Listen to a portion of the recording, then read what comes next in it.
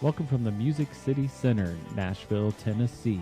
We're here at the EMS World Expo, the largest EMS dedicated event in the world. This is EMS World Presents Stories from Expo. Your story continues here. Hello, we're here in Nashville, Tennessee, 2018 EMS World Expo. This is the EMS World / EMS Garage podcast.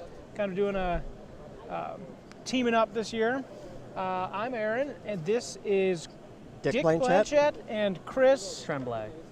Yes. Okay, and you guys, are you giving a presentation or do you have a poster board? This afternoon we're going to be doing a presentation in one of the rooms on crew resource management. Okay. We have a bit of a background together on that. I've been an airline pilot for 22 years, flying 747s. I was a paramedic for 22 years, working in the field the whole time. I was in the Air Force for 22 years. So it's a little bit of a trend here. I've written a lot of articles for EMS World. Nice organization.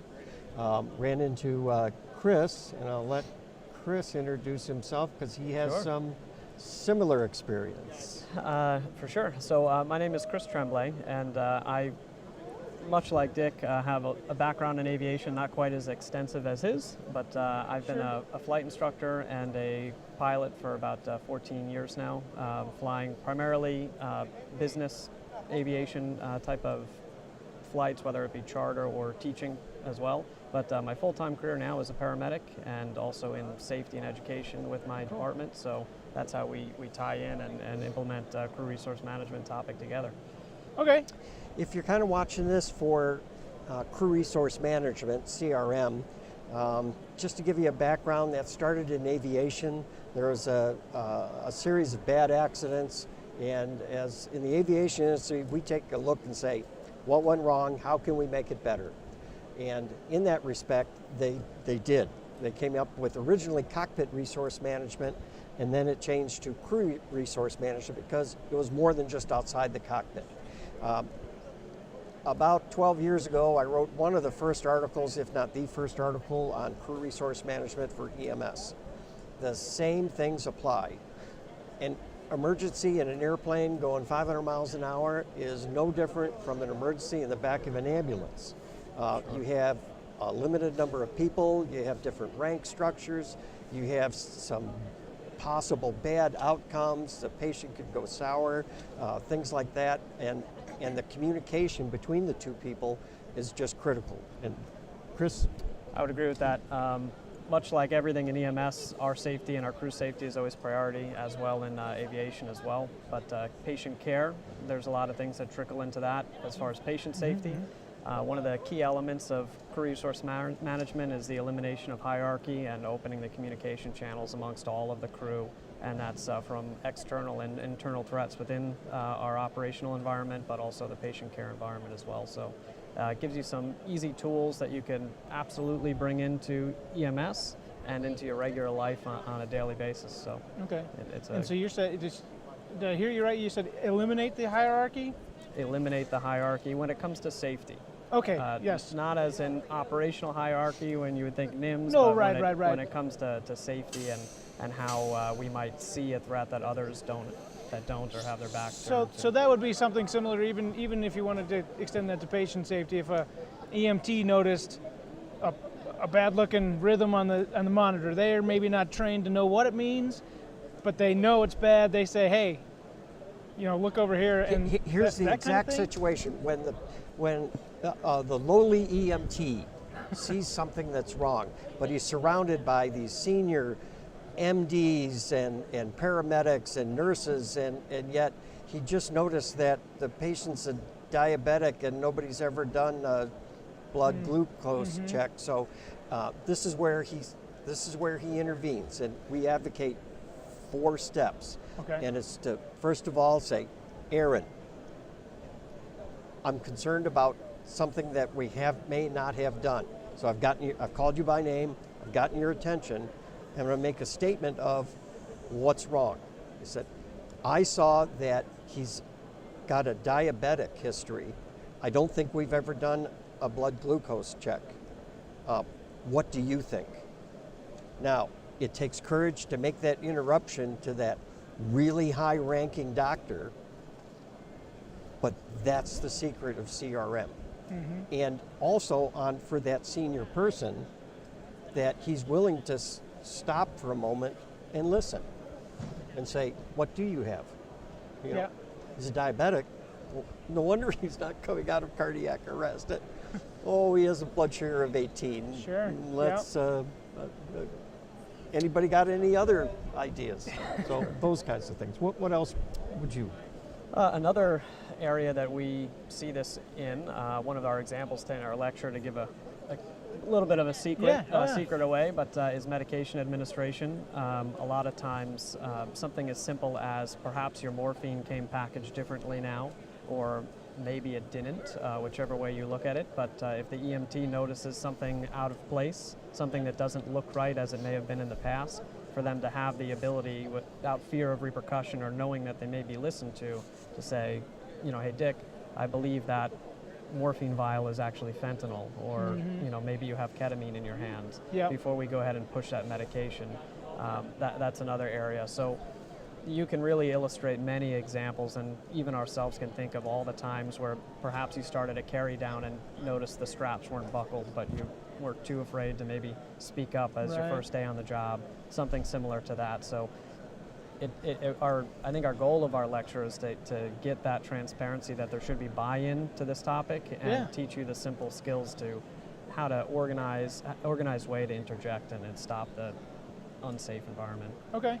And so your presentation is primarily focusing on, I guess, would you call that more micro rather than macro crew resource management? Because a lot of people hear crew resource management, I think they think, multi-patient casualties, right? It's just between you and I. Right. It gets down to that level. Okay. In a situation, one of the worst possible outcomes, you have a situation and it's a bad outcome, and you kind of have a briefing afterwards. The worst thing I could hear is for the person to say, I thought it was wrong what we were doing, but I didn't want to say anything. That is the antithesis of all that we're trying to accomplish with crew resource management. I think that's important. I mean, I don't have to tell you that, I don't think.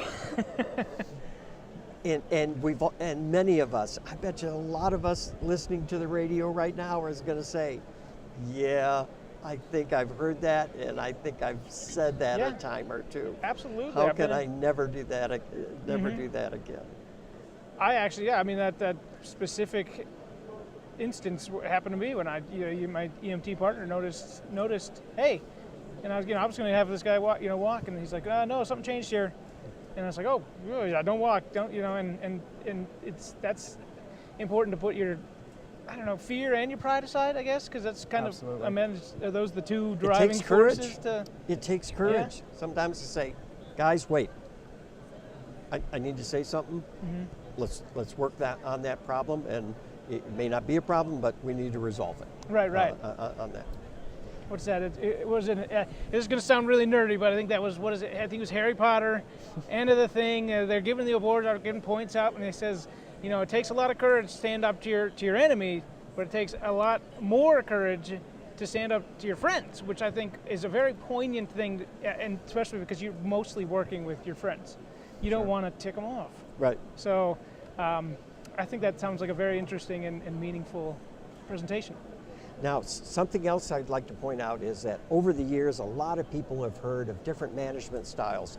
Management by walking away, zero defects management, Six Sigma, all kinds of management theories and philosophies in that. Well, crew resource management is one of those things that is never going to go away, ever. It might change a little bit here and there, but if you walked up to an airline pilot or an airline crew member, a flight attendant, or even the ground crew, and say, do you guys do crew resource management a lot? They'll go, oh yeah. Do you think it's ever going to go away? They'll look at you like, Well, of course not. Right. What do you mean go away? No, no, that wouldn't go away. Now it has changed over the years from cockpit resource management, crew resource management, and then it added on threat and error management. What would you say about that? So I'm glad you brought that up, because that was going to be my next segue for us if we ran out of things. But that's crew resource management. Exactly. Threat and error management, the general concept is to identify things that might be problematic in the future, and some things in EMS right from the beginning could be, you're my partner, and I know that you got held over on a 24-hour shift, so you're on the second end of your 12-hour day, going into the 24 hours. We could both drive. Perhaps let me drive until you have an opportunity to rest for a couple hours, something like that. That might be an immediate identity at the beginning of the shift. Or as Dick pointed out, he and I have never worked on an ambulance together. So during the build of our lecture, this is one of the topics, as if we're working together, we don't know each other's capability or skill level perhaps. He or one of us may be new to the area as a whole, or new to the equipment and the ambulance, so to have that discussion ahead of time so that we're fully aware of what might be problematic at the beginning. So. Yeah, absolutely. And to say that I'm completely open to you saying something to me. You know, I know the procedures, I know what to do, but they may be a little different from what you're used to. So if you don't understand what I'm doing, I demand you to speak up. Not, it'd be nice if you speak up. No, I expect you to speak up. And to have that point be clear too, you know. That's important. Especially, I come from Minnesota, where directness is sometimes perceived as being very rude, but being clear and concise with what you're saying is important. And as to that point, where that might be interpreted as rude, when it comes to CRM and TEM and that model, it's to take that bold comment and just forget the emotion with it, interpret it, understand it, react to it, and have that back and forth conversation or communication loop to know that it's understood and action will be taken on what was mentioned. So, if you want to get more information, I was just going to ask you about that. EMS World is the place to go. You can look up my name, Dick Blanchet. You'll see a lot of articles on there on CRM. You'll see it on checklist use, how aviation and EMS is so much the same. It is absolutely stunningly incredible. So check out EMS World, and you'll get you guys a on good social handle media if anybody wanted to contact you? Or absolutely. On Facebook, right? Where do you go? What's your tag? What's your... just my name, Chris Tremblay. Okay. So Right, you can find me there. My email is acls911@aol.com. I think I can remember that one. That's a pretty easy one. I'm a bit more complicated, but it's CTREMB as in Bravo, LAY @GEMSCT.org. Very That's complicated, perfect. but it'll be in the lecture. Chris will he'll write it under the screen There we here. go. It'll be perfect. Great. Well, thanks guys for coming and talking to me. Thank you for your time, I know there's a Aaron. lot to take in, and just giving us a sliver of your time and at the Expo means a great deal to us. We appreciate you. Again, I'm Aaron Gutzman, and this is the EMS World podcast / EMS Garage podcast, coming to you from the Nashville Music City Center 2018 EMS World Expo.